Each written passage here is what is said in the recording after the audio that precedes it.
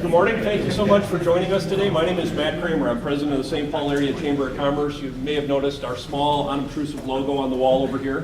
Thank you for joining us today. We're really fortunate in the Twin Cities to have a number of initiatives really focusing on, and this will sound strange because we're here to talk about exports. This is about job creation. The Metro Export Initiative is part of the state's Department of Employment and Economic Development, the Minnesota Trade Office, and the City of Minneapolis working together, and then a subcommittee called the Mainstreaming Exports is the City of St. Paul and the City of Minneapolis working together to educate our area businesses on the importance and the opportunity of exporting. You know, this is a program you look at from the City of St. Paul perspective and say, this is like going to the library, learning something. No, this is about economic development. This is about growing our job base in the East Metro, finding ways to extend your business overseas, finding ways then that you in turn are going to be using local resources, whether it's shippers, attorneys, accountants, and others to do business. So thank you so much for joining us today. I want to recognize a couple of people, Cecile Bedore and Kathy Polanski. Cecile from the City of St. Paul and Kathy from the City of Minneapolis. Give her a thank you. Running the subcommittee on mainstreaming exports, and Ellen Mueller with the City of St. Paul, who has done a wonderful job putting this together. I said you're in St. Paul. That makes a difference because in St. Paul, we have the only mayor in the freaking state of Minnesota willing to go down the crashed ice course. Please join me in welcoming the mayor of the great city of St. Paul, Mayor Chris Coleman. Thank you. Hunter Thompson once was asking why reporters cover political events or conventions and those types of things. He says it's like a rabbit in the desert that just sits by the side of a road waiting for a car to come and then just at the last second dashes across the road to see if it can make it because there's nothing else to do. And so it's the only excitement that they have in their life. And in the middle of February, going down the crashed ice course is just like that. Just wait. If you kill yourself, well, at least you did something. I'm saying to add that I think the #1 export in Minnesota is going to be people in about 2 weeks if this weather doesn't change fairly quickly. So hopefully we'll all come back though after it warms up a little bit. I want to thank the Chamber and Matt for hosting us here today. We've got a lot of great partners, obviously the Planning and Economic Development Departments in Minneapolis and St. Paul. We got the Port Authority, we got the State Trade Office. Just incredible partners in us kind of developing this effort. This is really, ultimately, it's about jobs. It's about expanding our base in the Twin Cities. It's about really just thinking about doubling the number of people that are involved in exports in this region. Could mean an additional 100,000 jobs fairly quickly. In this Twin Cities area. We have so many companies that have the capacity or at least have the products that would be very appealing if you were going to export them, but just the technical know-how, how to open those markets, how to learn from each other, how to take advantage of the resources that we have. All of these things are critically important. A lot of times, if you're exporting at all in the state of Minnesota, you tend to export to Canada. You might, if you're really exotic, you export to Mexico. Those are #1 and 2, but the fact of the matter is we have the whole world, quite frankly, at our disposal if we choose to export. And we have a history of that. We've got so many great companies that started off as small companies. Minnesota Mining and Manufacturing now has, I think, 60% of their business overseas because of the expansion, particularly of the Asian markets. You have the Ecolab just in the city of St. Paul. You have all of those Medtronics and the kind of the Cargills and all of those that we know about. But the fact of the matter is, it's the small businesses, if we can get them opening up markets and exporting, that are really going to make a difference for our economy. Because small businesses employ, literally over 1 million people in the state of Minnesota. They're responsible for over $33 million in tax base for the state. It is a huge, huge piece of our economy that we think that we can, if we can just jumpstart it a little bit, will make a big difference in terms of, for all of you as small business owners, but for the region just economically. And who knows who becomes the next 3M or becomes the next Cargill. They all started with small companies at one point in their career, but somebody had a dream, someone had a vision, and somewhere along the line, somebody helped them out. No one ever does this alone. We do it because we have partners, we have friends, we have family that encourage us.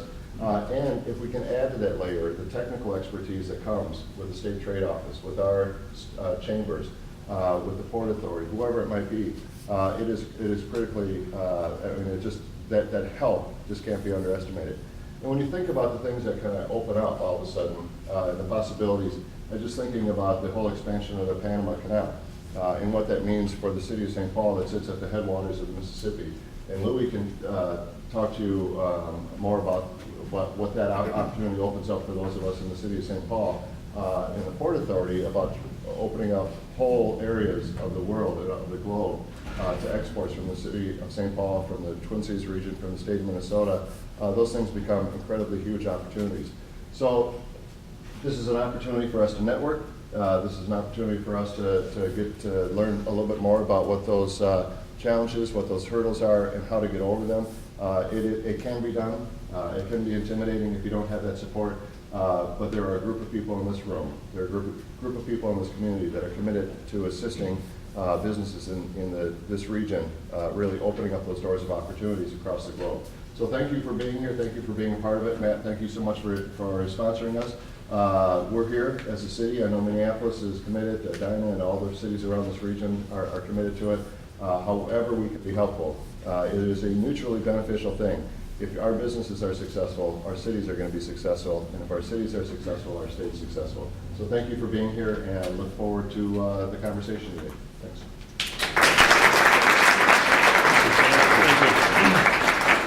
Mayor, thank you. A couple of quick things. I want to, in the chamber world, we don't do anything without our members. And while there's going to be a gentleman here from Stinson Leonard Street as a panelist a little bit later, I want to acknowledge them for the sponsorship of the breakfast this morning. Please, I'm pleading with you, eat more of the donuts because the leftovers get eaten by our staff. And this afternoon, the sugar rush would be incredible. I want to also just tell everybody, out the doors to the left are the restrooms. I know there'll be plenty of breaks, but if you need to step out. Sometimes wireless coverage for phones can be a little bit spotty in this building. You may have to walk out to the main lobby to use your phone. At the chamber, we also say you may want to turn down the volume on your phone, but don't be afraid to pull your phone out and tweet to your followers what you're listening today. We'll be watching for that and retweeting as many of these that we can just to inform everybody who isn't lucky enough to be sitting in the room today about this great opportunity.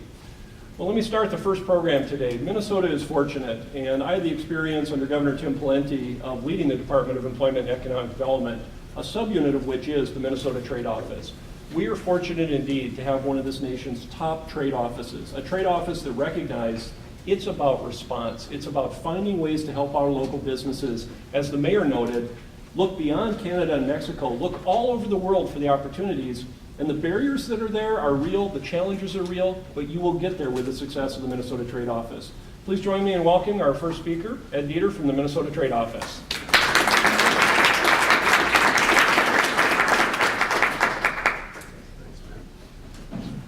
The official handing over of the clicker. It's, this first session this morning is really to try to, what I would say, level set.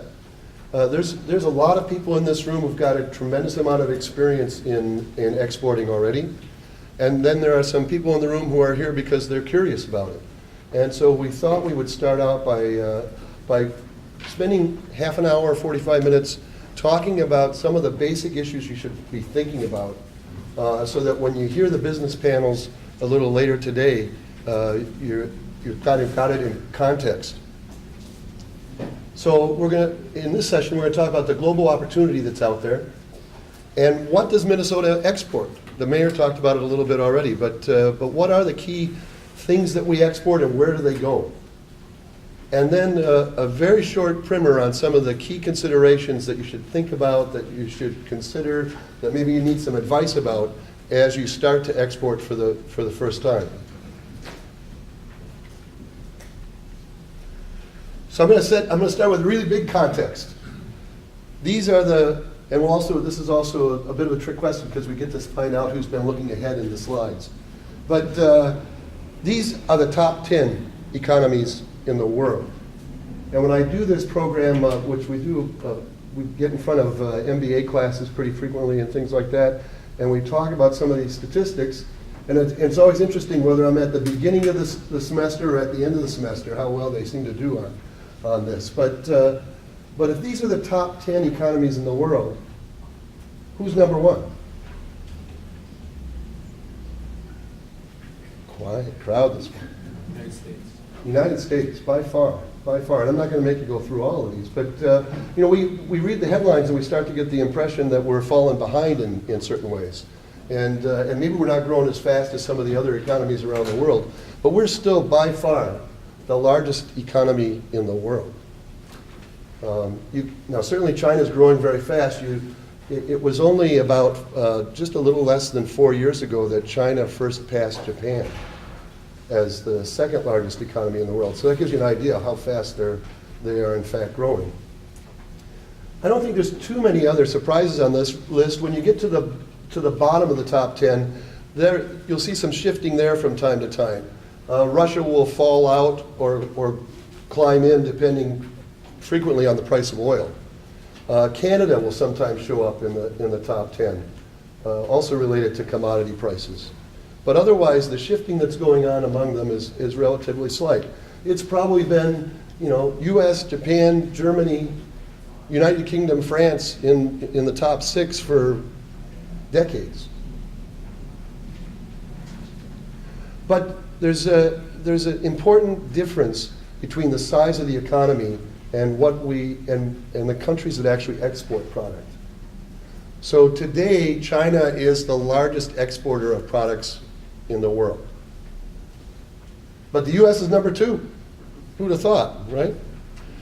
That the U.S. would still be number 2, even ahead of Germany. But the thing I like to point out here, though, is look at the percentage of what the U.S. exports, of what it produces, about 10%. We do a little better than that here in the state of Minnesota, but that's pretty typical across the U.S. But Germany exports over 40% of what it produces. Now, we sit here in the United States in the middle of this big continent, We're lucky enough to have a seagoing harbor in Duluth, at least part of the year. It's not too active right now, but nevertheless, even if you get to the coast, then you have these 2 great moats, the Atlantic and the Pacific, before you can get to a foreign country. Quite different from Germany, where foreign countries are pretty close. And it's possible to build a tremendously profitable revenue-generating company in the U.S. without ever having to leave the U.S. because we have the largest economy in the world and other economies are pretty far away. We've got tremendous purchasing power here in the States, as we'll see. And so you can build a great, great company without leaving the U.S. And so one of the difficulties we have at the trade office as we talk to companies is we'll say to them, well, so are you exporting today? And they'll say, no, we don't do that. No, we don't do that. And then 30 seconds later, one of them will say, well, we do ship some things to Canada. Does that count? And yes, Canada counts. Iowa doesn't count, California doesn't count, but Canada counts. So even when we are already exporting, we oftentimes don't think of ourselves as exporters. And so maybe the greatest non-tariff barrier for a U.S. company is not anything that Brazil is doing about its import regulations or China is doing with manipulating its currency. Maybe the biggest non-tariff barrier is between the ears of the business owner. We don't do that.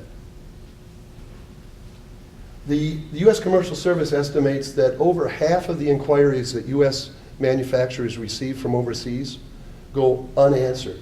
We don't send an email in response. We don't pick up the phone. We just say, well, we don't do that, and we stick it in a drawer. I'm pretty sure that when a German company gets a request or an inquiry from overseas, they respond. And I spent a fair amount of my career managing salespeople. I didn't know too many salespeople who could succeed when they responded to less than half of their leads. So it's a session like this today is really about trying to raise that awareness of yes, this is something that a Minnesota business can do. Because there's tremendous opportunities out there. A little over 95% of the world's population, but maybe more importantly, almost 80% now of the world's purchasing power is outside of the U.S. So if you've got a product that's exportable and you're only selling in the U.S., you're missing about 75 to 80% of your potential market. And as places like China and India and Mexico grow and their economy improves, they've got a growing middle class that's just waiting for products that they can receive from the U.S. The U.S. has a reputation throughout the world of having high-quality products. Not necessarily low-cost products, but high-quality products that people, as they reach the middle class, are very interested in. And there's also, it's not just about the fact that there's a big market out there. There are also compelling reasons for a company why they should think about exporting. They're less likely, statistically less likely to go bankrupt. It's much easier to handle different market fluctuations. I'll give you a couple of examples. First of all, it's unusual for the whole world to go into recession at one time. But even as the world did at the end of 2008, beginning of 2009, we had companies tell us, one after the other throughout 2009, that if they hadn't been exporting products to Asia, they would have had to lay people off. They would have maybe even had to close their doors. But because Asia never went as deeply into recession as we did in the US or in Europe, and because it came out faster, they were able to keep their business going and keep the doors open and keep the factory running. And it also affects you in other ways that maybe aren't as obvious when you first get involved. But for example, US companies to a great extent tend to have their their fiscal year be from January to December, or maybe February to January if they're very dependent on Christmas sales and returns and getting all that sorted out. Well, that typically means for US companies the slowest quarter is the one we're in right now, right? The first quarter. It's very typically a slow quarter. But in Japan, almost every company in Japan's fiscal year runs from April 1st to March 31st. If you're selling to Japan, you might be busy this quarter because it's their fourth quarter. So there's a lot of opportunities there to kind of smooth out those fluctuations so that you don't have quite the same boom and bust in your factory that you might otherwise have. It's also the case that companies that export typically pay higher wages and higher benefits. And I'd say that goes back to things like smoothing out those market fluctuations so that you're not quite in the same boom and bust cycle that you might otherwise be. It makes it easier for you to, first of all, it makes it more important that you keep those people on hand, but secondly, it makes it easier for you to support that with wages. And you don't, while we have these great large companies in the state like Medtronic and 3M and Ecolab just a couple blocks from here that are exporting, you don't have to be a major multinational in order to be a successful exporter. According to the Small Business Administration, up to 70% of exporters in the US have 19 or fewer employees. The reason it's up to that number is because a lot of companies don't necessarily report how big they are. If you're a 1 or 2 person company and you're reporting your exports, you might not tell them that you're a 1 or 2 person company. You can be pretty sure that 3M knows it's bigger than that. This, sometimes, again, in front of those MBA classes, I might put this slide up without the numbers and the notation of what products they are. And just ask them, what do you think the biggest piece of the pie is? And most of the time, people would say agriculture. Because we hear so much about it, it's very important to the state, in fact. But year in and year out, manufactured goods are our largest export, typically in the neighborhood of 50 to 55% of our overall exports. This is for 2012. We're just now getting the 2013 numbers in. But that's the largest I've ever seen agriculture, actually, at 20%. It's usually more in the neighborhood of 10 to 15% of our overall exports. But it happened that in 2012, if you remember, there was a widespread drought throughout the Midwest, but Minnesota actually weathered that pretty well. So we had product when a lot of other parts of the country, Illinois, Iowa, didn't necessarily have agricultural products available. But agriculture also is very affected by not just the harvest here, but what's the harvest like over there? Do they need our grain, or do they have enough? What's the currency look like?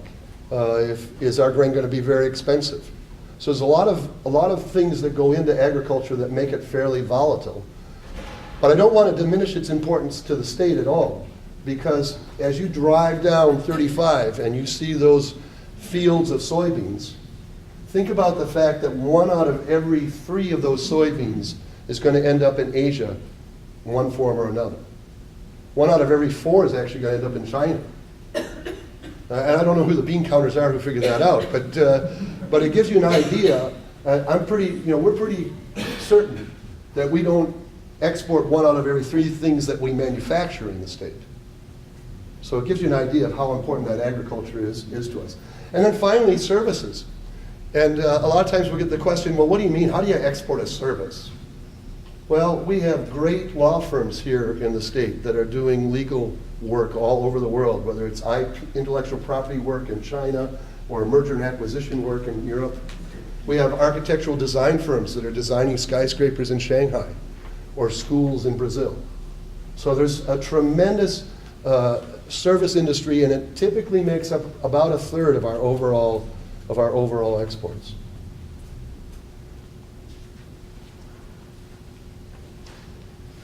And this chart shows our growth of manufactured exports going back 10 years. And you can see the dip there in 2009 related to the recession. But look how fast it came back. 2010 was almost equal to the record year of 2008. I don't know that our economy as a whole was able to do that. And then it's continued to grow from there. So it just reinforces the idea, first of all, that if you're exporting, you can shield yourself from some of those market fluctuations. But the other message here is all those growing economies around the world, that middle class that's growing in China or in Mexico, are becoming more able to buy our products. And so that growth recovered much more quickly than it might have here just in our economy in the state, to the point where we had 98% growth in our manufactured exports in 10 years. So where does all this go? Well, probably since Pig's Eye was trading furs just down here on the river, not too far from here, Canada's probably been our biggest overseas market, or export market, in both directions. And in fact, our economies between the US and Canada, between Minnesota and Canada, are very integrated. It's not just a matter of we export there, they send oil to us.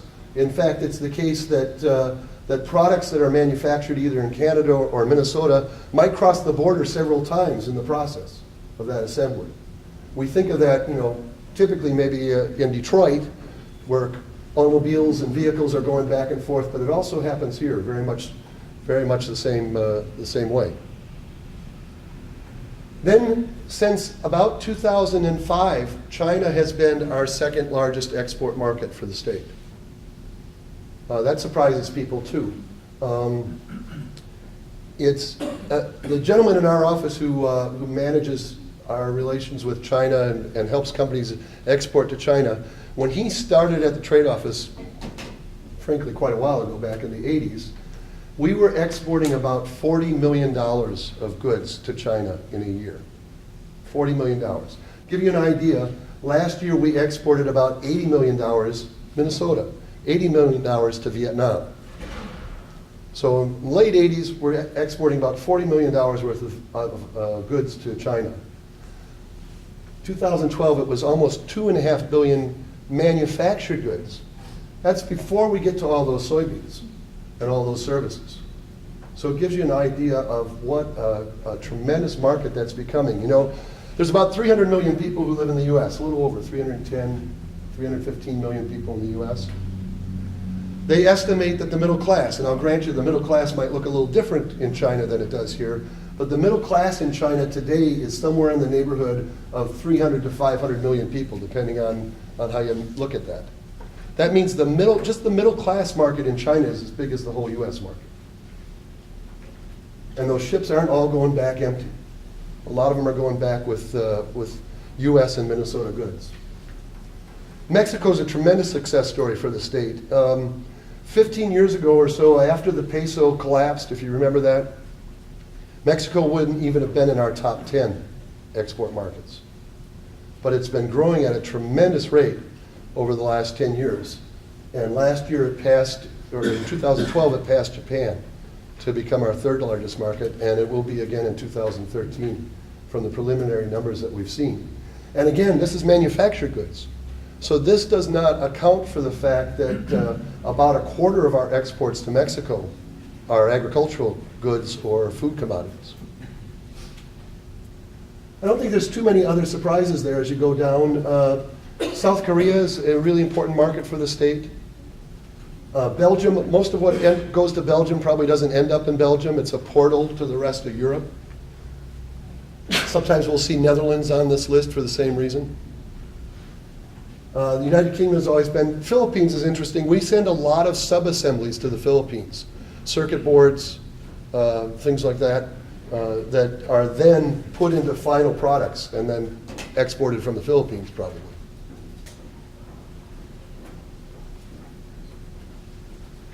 So that's where our products go. Those are the kind of products that we sell around the world. But the first question that we often get from a company at the trade office when they call our trade assistance helpline is, I don't even know if my product's exportable. I don't know I'm getting these inquiries, what do I do with them?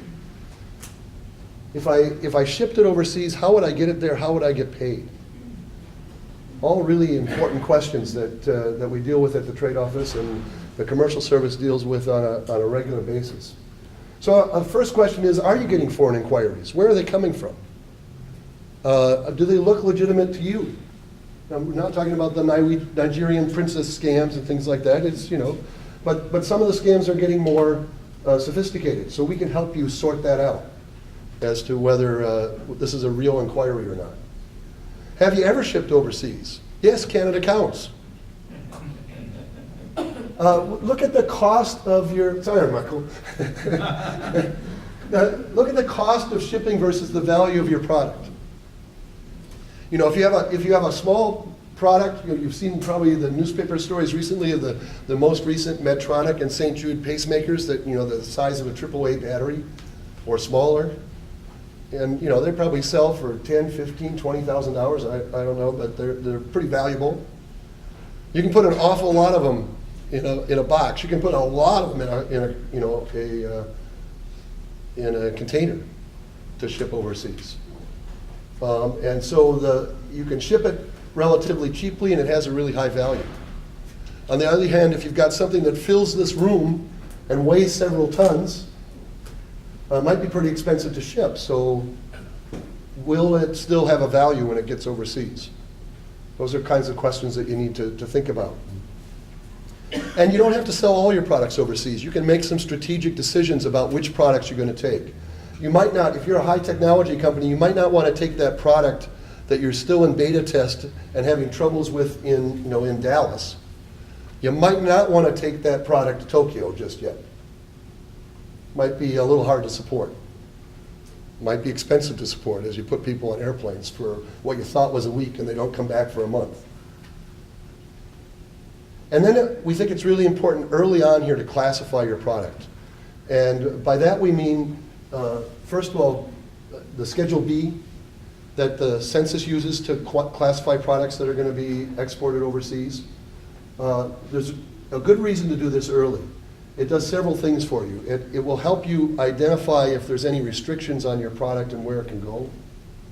It will help you to identify what the duties and taxes will be when your product arrives overseas and has to go through customs. But at this point, what might be even more important is that, it's critical for helping you to do the market research, to try to discover where are products like mine going? Who will be my competitors in that market that I'm getting inquiries from? So that link is really helpful. It used to be, if you wanted to figure out what your Schedule B number was, you got in a room typically with your inside or outside counsel, your VP of engineering, your VP of manufacturing, somebody from fiscal, somebody from sales who didn't know why he was there. And books that were about this thick, right? And you tried to start paging through, I think it's, no, I think it's, and it was, it usually took much longer than anybody cared to think about to figure it out. Now you can go to this website and just basically describe your product. And it will ask you a few questions. We manufacture suits. Well, are they wool or are they man-made materials? Well, they're wool. Well, are they for men or for women or for both? And you just go through a series of questions like that, and it will then show you 5, 6, 10 categories that you should look at more closely to try to identify exactly where you fit. Much, much easier. You still might have to deal with the lawyers and the engineering people, but it's much easier. So if you have an exportable product, how does that fit with your overall company goals? It's really important to be, we run into a lot of people that are what we call accidental exporters. They got an inquiry, it was a slow quarter, looked like a good deal, all right, advance us the money and we'll ship it. And then the next quarter they get inquiries, but they're busy and so they don't pay too much attention to it. So it's important to figure out how that fits into your overall goals if you're going to be consistently successful. I'll give you an example of a really large company, frankly a couple of really large companies that were in the US 40, 50 years ago. And then for a whole lot of reasons, had to leave the US. The French car makers, Peugeot and Renault. They still have the majority of the market in France. They still sell a lot of cars in Europe. They sell a lot of cars in China. But for reasons of their dealerships and the quality maybe of their products, serviceability issues that they ran into, they left the US market. At the time, the largest car vehicle market in the world. And they always kind of have it in their 10-year plans that they're going to come back. But it's been 40 years and they're still not back. So, if it doesn't fit your goals, there's a tendency to go to a market for a while, and then when it starts to become troublesome, or maybe you had a bad quarter and so the money's not there that you'd like or whatever, then you pull back. And when you do that, you can really damage a market for yourself for a long time. So it's important to understand, how is this going to affect my management and personnel? What am I going to need to do? Do I need to hire some people to handle this? Or do I have the resources inside my company to handle this? We encourage people at the trade office to do an internal audit when you start to look at exporting. You might find out that you've got a shipping clerk who worked for a big multinational in his past and knows a great deal about shipping overseas. You might find that you have a sales manager somewhere who's had experience in the past exporting products and selling products overseas, and she can help you do that. You might find that you've got a receptionist who's fluent in Spanish. So understand what your internal resources are, but also understand what resources you might need from outside. And then, as you would with anything, weigh the benefits and costs. Because we think it should be a deliberate decision of whether you're going to export or you're going to continue to expand your domestic markets, that you're just not quite ready for exporting for whatever reason. So that when you do it with commitment and the real possibility of long-term success. So why do we've talked about some of the revenue and profitability reasons why you might want to export, but those aren't the only reasons that you should consider. Yes, it can reduce your dependency on existing markets and help you balance those business cycles, typical business cycles. It can also help you extend the life cycle of your product. You might have a product that's no longer cutting edge here in the US. You've got new products coming out, but that product still might have a viable life in other markets around the world. And if you can do that, that can be tremendously profitable business, because you've already worked out all the kinks. Your development is all sunk cost at this point. You've probably figured out how to manufacture it about as cheaply as you're ever going to be able to manufacture it. And so you can take advantage of that in some emerging markets. It can also foster ideas for innovation. Sometimes companies decide deliberately to go to the country where their main competitors are. And they do that for several reasons, not just because they like the fight, maybe sometimes, but they do that because they can learn things about that product before it gets here. They do that because they don't want that major competitor here in the US to have a free ride in their home market. But they also might do it just because they'll learn things. I never took a product to Japan that the Japanese didn't make better in the first quarter. They'd come up with some idea of something we hadn't done.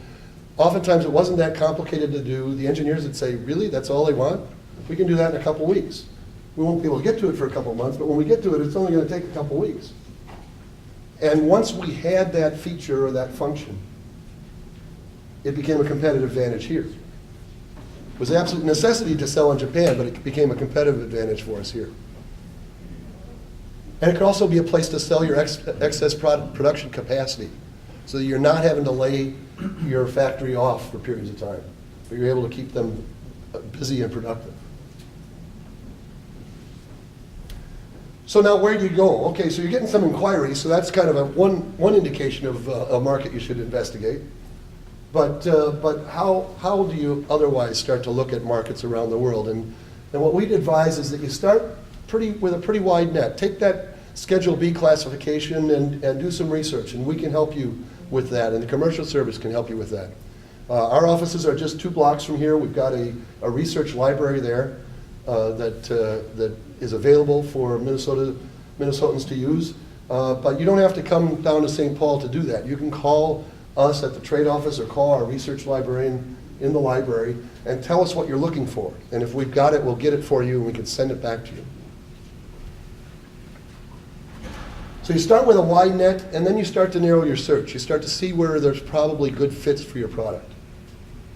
And once you've got that down to maybe 3, 5 markets that look good, now you can start to really concentrate on those markets and decide which ones would have the greatest potential for you. And while you're doing that, though, as any good salesperson, you should still continue to be willing to be opportunistic when something comes in that you didn't expect. Because sometimes a market that you wouldn't have appeared on your radar, if just the right distributor or the right customer shows up at your door, it could be a tremendous market for your products. When I was working for a company and we started out, our first distributor was in the UK. We treated Canada as if it was part of North America. We had employees there. So our first distributor was in the UK. Our second distributor was in Japan. Our third distributor was in Portugal. Portugal was not on our radar. We weren't thinking about Portugal. But a distributor came to us with some deals and some opportunities that were really specific to that industry in Portugal.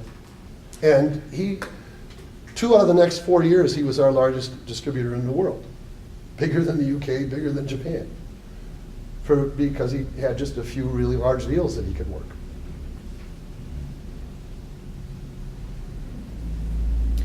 Then it's important to think about export regulations. And this is something that also sometimes prevents companies from exporting. They say, oh, we don't know how to do it. There's a lot of regulations, probably a lot of forms we have to fill out. How are we going to deal with that? With the export regulations of the U.S. government, the import regulations of the foreign market. We bring in the Bureau of Industry and Security from the federal government about every year or two to do a 2-day course on the export regulations. So we're not going to be able to cover that in the next 2 minutes or anything. But here's just some advice, some things to think about. Know who your customer is. And to the extent possible, sometimes with consumer products it's not so easy, but know also who your end user customer is. Just because you're shipping to Toronto, to a distributor in Toronto, doesn't mean that everything is okay, because that particular buyer might be known as someone who ships products to Cuba on a regular basis. And there's nothing wrong with that for the Toronto buyer. They don't have sanctions on Cuba in Canada, but we do here. And so you have to abide by those here. Once you've classified your product, that will help you to understand who has jurisdiction over your product, whether it's Treasury or Defense or State. And so that will also help you to understand what requirements you're under. The reality is, well over 90% of the U.S. products that are exported overseas do not require any special license. So most U.S. products do not. But if you've got a product that could have a military application or In this state, high technology products will sometimes be controlled because of the speed of the processing. They can be used for certain kinds of, for nuclear proliferation purposes, for things like that. And even, this chair is not particularly a controlled product. On the other hand, if you're getting an order from the People's Army of China, guess what? Might have just become a controlled product. So you need to balance both the product and the customer. Identify country of origin, and a service that the Chamber provides is that they provide certificates of origin for those countries and products that require them overseas. This often comes up in the Middle East, but it can also come up in places like Australia for particular types of products, that before they will allow the product to be imported, they require a certificate of origin. And the Chamber is your conduit for getting those. And then finally, you should always declare accurate value. You probably will not ship too many places before you'll find a distributor somewhere who wants you to say, look, who will say to you, look, I'll pay you this much, but I only want this much on the invoice. Because they're trying to game their own customs and duties requirements. And so it's really important as a U.S. reseller or a U.S. seller to declare accurate value so that you don't run into any problems with the U.S. government or with the foreign government. One of the first questions people always ask is, well, how would I get paid? And you should work with your banker, first of all. You typically have a lot of experience, especially here in the Twin Cities. Sometimes when you get into the rural areas of Minnesota, the local bankers might not be as knowledgeable, but here in the cities, you're pretty strong. But also deal with the Small Business Administration here in town. I saw Carlos earlier. Where's Carlos? There he is, Carlos Sosa there from the SBA. We're very lucky here in the city to have at our U.S. Export Assistance Center a international financial officer at the SBA. There's also the Export-Import Bank, and sitting right next to him is Dennis Griffin, who's I think on the panel later. So there's a lot of resources for figuring out how you're going to get paid, and I'll let them talk about those. But a really important principle is know how you're getting paid before you ship. I don't know too many CFOs or controllers who will let you ship anyway without knowing how they're going to get paid. But make sure you know how that's going to happen, whether you're getting paid in advance or whether you're working out some kind of financial instrument. And then the next question, of course, is now that I know how I'm getting paid, how am I going to get it there? And a good freight forwarder is a valuable expert to know. They can provide you really good advice on how to get it there, what's the most effective, efficient, cost-effective way to get it there. If you have a product that has certain requirements, it might be as simple as, if this gets bounced around very much, it probably won't work when it gets there. And in places like rural China, they don't have interstates yet. So you might need a certain kind of carrier to get it from the port to wherever it needs to go, so that it'll still be operational when it arrives.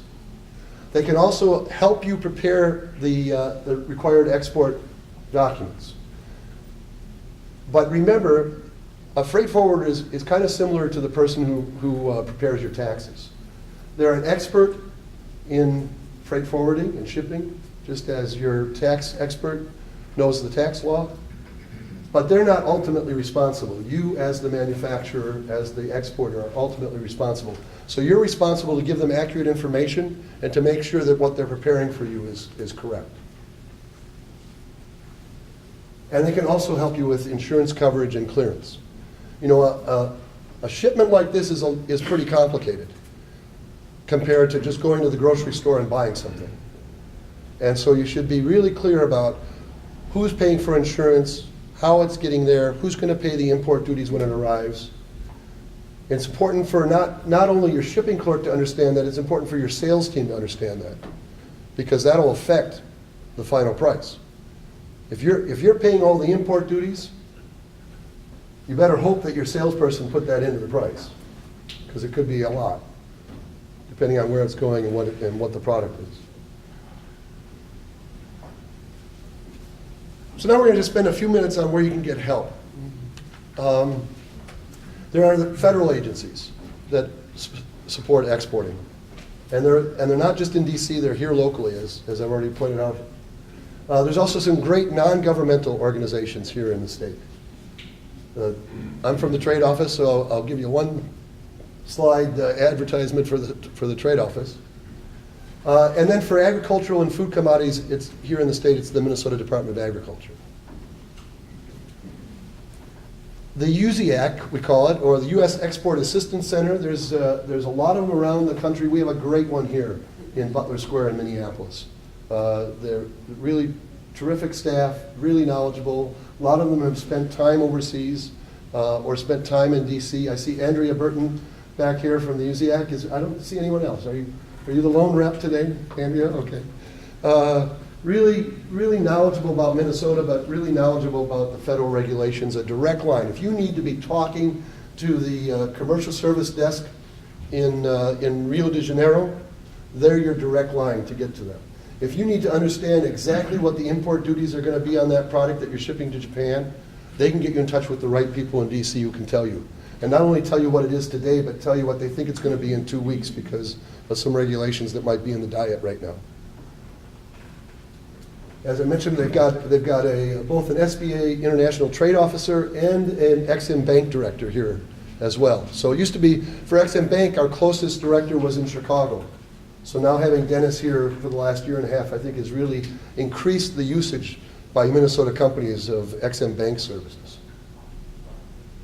Then with the U.S. Small Business Administration, these SCORE are executives who have worked in industry for a long time and now are available to mentor. I have an old colleague in the room back here, Bill Collette, who is with SCORE. Maybe I shouldn't have called you old. No, sorry. And also the Small Business Development Centers, which are based out of the Department of Employment and Economic Development, but are typically located at the university extensions around the state. Then the U.S. Department of Agriculture, there's a lot of programs that the USDA has for helping farmers and co-ops to export their products. And kind of your clearinghouse for all that information is export.gov. That's the federal website that is really your portal to all information about the federal government services. Here in the state, I mentioned we at the trade office, we handle manufactured goods and services and help companies with those. The Department of Agriculture is primarily responsible for ag commodities and processed foods. So both wheat and Wheaties is handled by the Department of Ag. And we have a really close relationship with them. Their international representatives comes and sits in on our staff meetings on a regular basis. So you know, we talk to them all the time. We refer back and forth all the time. At the trade office, our main functions are to provide counseling and technical assistance. We have a helpline that I already mentioned, and we get calls there that range from, I just bought a used car and I want to ship it to my mother in the Philippines. How do I do that? Never going to be a big exporter, but we get that question a couple times a month, so we have a fact sheet that explains how you export a used car. I just made my first shipment to Brazil and it's stuck in customs, now what do I do? We are the office that organizes trade missions, in particular the ones that get the press, so the governor-led trade missions, but we also do other missions. For instance, we just took several companies to Arab Health in Dubai, the largest health and medical show in the Middle East every year. But when you see that the governor has been traveling in Europe or has been traveling in Korea, as he's made missions in the last few years, we're the office that organizes those. We typically, for instance, on the mission to Europe recently, we had, Jeff helped me, about 40 companies. Jeff Phillips from our staff back there covers Europe. But we had about 40 companies on that mission. And the reason, and they range from 3M to very small companies that maybe are just starting to export. And the reason they go on those missions is because if you've never been there, if you're a small company not familiar with how exporting works, we'll take all of the logistics off of you. You don't have to worry about what hotel you're going to stay in, and how you're going to get from the airport to the hotel, and how you're going to get from the hotel to your meetings, and can you find any food that you're willing to eat. It could be a problem in certain parts of the world. And we take all those logistics off of you. You can concentrate on the business. We're the protocol office of the state, so when the governor is meeting with a foreign ambassador or a foreign head of state, we're in the room as well to make sure we brief the governor ahead of time or the lieutenant governor. We also make sure that simple, trivial things like the right flags are in the room. Because trust me, you might have seen the press here in the last week. If we brought the Chinese ambassador in to meet with the governor and we mistakenly had the flag of Tibet in the room, that meeting would not go very well. So we're there to handle those kinds of things. And then I already mentioned our research resources. And we also have in the room our director, Kathleen Matzenbecker, the executive director of the trade office. I wanted to mention a special program that we have right now called the State Trade and Export Promotion Program. It was originally started by the SBA, and we had SBA funds for 2 years, and it looks like we're going to get funds for the third year. That's just with the late settling of the budget in Congress. It's been late in coming, but it looks like that's going to happen. But it was so successful, the legislature was so impressed that they gave us state step funds in the legislature funding last year that we have for this year and next year. So these are programs that where if you're a small company and you're going to that trade show in Dubai, we can help fund that and take, match the money that you're putting into that up to $7,500. So instead of that trip costing you $15,000, it only costs you $7,500. And not just for trips or missions, you can also use it for doing things like translating your website or getting your CE certification to be able to export to Europe. So there's a lot of possibilities here. And I know she's around, I don't see her in the room right now, but Mary Jo Stengel on our, oh, there she is, you were being blocked. Mary Jo Stengel on our office is managing that program. So if you're interested in knowing more about that, you should talk to Mary Jo.